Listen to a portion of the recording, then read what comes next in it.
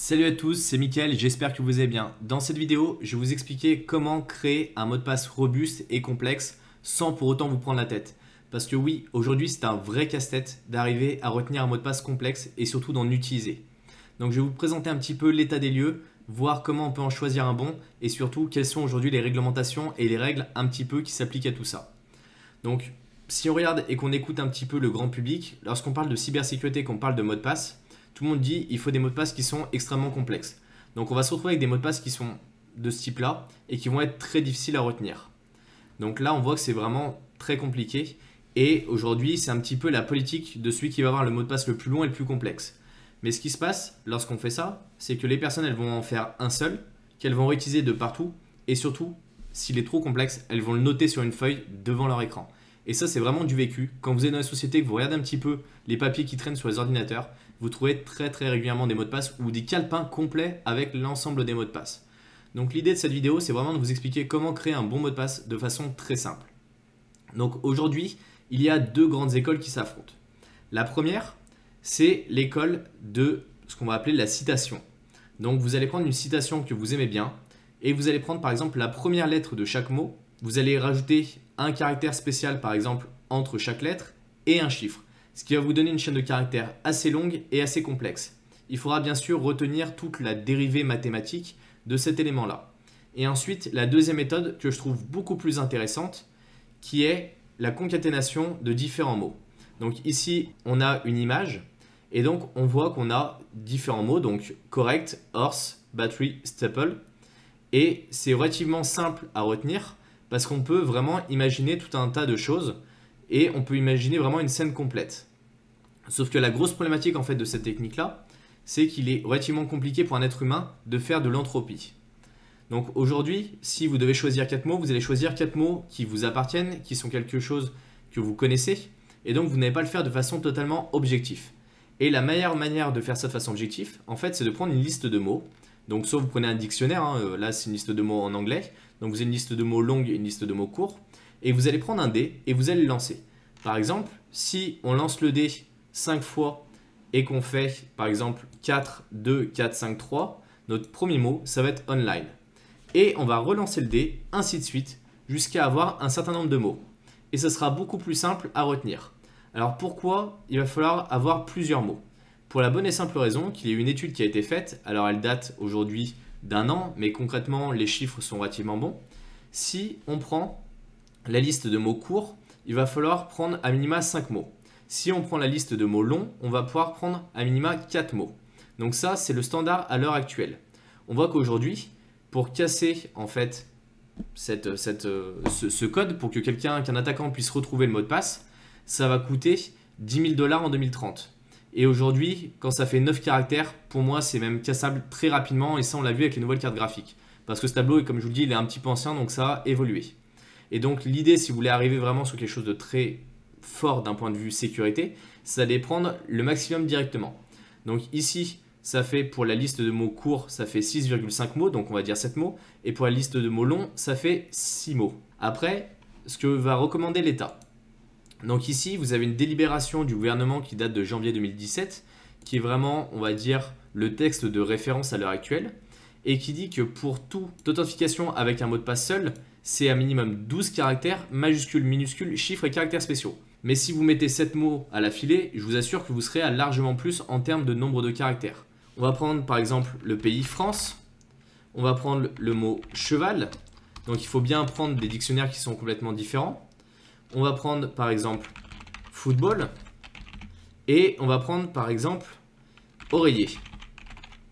Donc ici, on voit qu'on a quand même un certain nombre de caractères et si on veut augmenter d'un coup les difficultés, on rajoute un caractère spécial à la fin, une majuscule par exemple au début et là on se retrouve avec un mot de passe qui est très facile à retenir parce qu'on peut dire bah voilà, c'est un cheval en France qui joue au football et qui va se coucher sur un oreiller. Donc on a juste à retenir ces 4 mots là. On a à les complexifier légèrement et là on se retrouve avec un mot de passe qui est vraiment très complexe.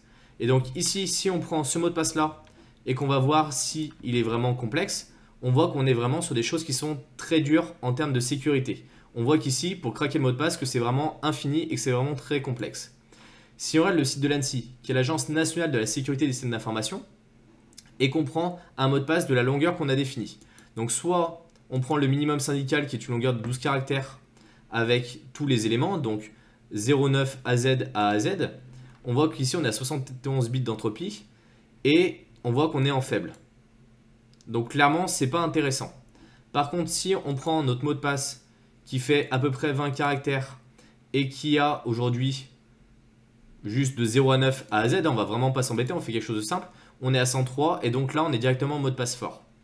Donc comme quoi, on peut arriver à créer des mots de passe qui sont vraiment complexes et vraiment durs en termes de sécurité sans pour autant avoir besoin de se casser la tête. Et c'est vraiment ce qu'il faut arriver à retenir. Il faut vraiment aller faire ce qu'on appelle des passe-phrases, donc des suites de mots qu'on va pouvoir concaténer. Et à partir de là, c'est relativement simple de le retenir. Et après, vous allez me dire, mais oui, mais on a plein de sites, on ne va pas faire une suite de mots pour chaque site parce que ça va devenir vraiment ingérable. Et en fait, c'est à ce moment-là que rentrent les gestionnaires de mots de passe. Les gestionnaires de mots de passe, ce sont des outils qui sont comme des coffres forts dans lesquels vous allez mettre des feuilles avec des mots de passe inscrits dessus. Donc le plus utilisé et le plus sécuritaire à l'heure actuelle, c'est KeePass. Pour la bonne et simple raison qu'en fait, la base de données n'est pas en ligne. La base dans laquelle vous allez mettre vos mots de passe, elle est stockée en local chez vous. Elle est chiffrée, elle est vraiment sécurisée. Et vous, la seule chose que vous allez avoir à faire, c'est avoir à créer un mot de passe pour ouvrir cette base de données. Et après, vous allez pouvoir générer des mots de passe directement à travers KeePass. C'est-à-dire que 95% des mots de passe, vous n'avez pas besoin de les connaître parce que vous allez faire uniquement un copier-coller. Et dans l'outil, vous avez un onglet Tools ou dans lequel vous pouvez générer directement des mots de passe qui vont faire 18-19 caractères avec des minuscules, majuscules, des chiffres, des caractères spéciaux. Et vous n'aurez qu'à le copier-coller directement sur le site sur lequel vous allez vous inscrire. Et ça, c'est vraiment super intéressant et vraiment super important. Alors moi, je vous déconseille d'utiliser des gestionnaires de mots de passe qui sont en ligne pour la bonne et simple raison que la dernière fois, il y en a qui s'est fait pirater. Et donc, l'intégralité des mots de passe des personnes se sont retrouvées directement sur Internet. Donc ça craint et vraiment, je vous déconseille de faire ça. KeePass est une solution qui était éprouvée par l'État. Donc vraiment, je vous conseille d'y aller dessus parce qu'elle est vraiment indépendante. Si vous n'aimez pas forcément l'aspect visuel de KeePass, et ça je peux le comprendre, vous avez Bitwarden qui offre pour les personnes qui sont plus techniques un Docker que vous pouvez héberger en local. Donc vous avez tout l'environnement Bitwarden, donc vous avez la possibilité de le mettre sur votre téléphone. KeePass aussi, vous avez la possibilité de le mettre sur votre téléphone, mais c'est une appli tiers qui n'est pas forcément très jolie. Donc là, vous avez la possibilité de le mettre sur votre téléphone, sur vos PC, vous pouvez tout synchroniser. Par contre, ça vous oblige à avoir un ordinateur, un petit Raspberry ou un NAS Synology. Et si vous avez un NAS Synology, vous avez une appli qui s'appelle VaultWarden. Donc bien sûr, il faut que votre NAS Synology soit compatible avec Docker. Mais à partir de là, tout fonctionne très bien et c'est vraiment très utile. Donc je vous conseille d'utiliser ça. Donc maintenant, si on fait un petit récapitulatif. Le mot de passe, il ne faut pas qu'il contienne le nom de votre famille, le nom de votre chien, le nom de votre date de naissance, la date de mariage ou ce genre de choses. Pour faire un mot de passe complexe, il vaut mieux prendre plusieurs mots, les concaténer. On ne les choisit pas comme ça. On prend des dés, on les lance, on ouvre une page du dictionnaire et on va prendre le mot avec le score du dé. Ça, c'est une des solutions les plus fiables. On évite de générer des mots de passe sur Internet également parce que sinon, il y a de grandes chances qu'ils soient également diffusés. Et après, ça, c'est pour générer le mot de passe qui vous permettre d'ouvrir la base de données de mots de passe, qui soit KeePass ou encore Bitwarden. À partir de là, vous avez qu'à générer de façon automatique tous les mots de passe grâce à ces outils-là parce qu'ils sont faits pour et du coup qui vont vous offrir une complexité qui est vraiment très importante. Alors, ce que je peux vous conseiller en plus, c'est de mettre de la double authentification. C'est-à-dire que lorsque vous allez vous connecter, on va vous demander un code en plus qui va vous être envoyé par SMS ou qui va vous être affiché sur l'application Google Authenticator. Mais ça, on pourra en parler dans une prochaine vidéo si ça vous intéresse. Si vous avez des questions, n'hésitez pas à me les poser en commentaire. Dites-moi comment vous générez vos mots de passe et comment vous les stockez. C'est vraiment très intéressant de pouvoir en discuter ensemble. Mettez un pouce bleu, abonnez-vous à la chaîne YouTube et on se retrouve à la prochaine. Salut!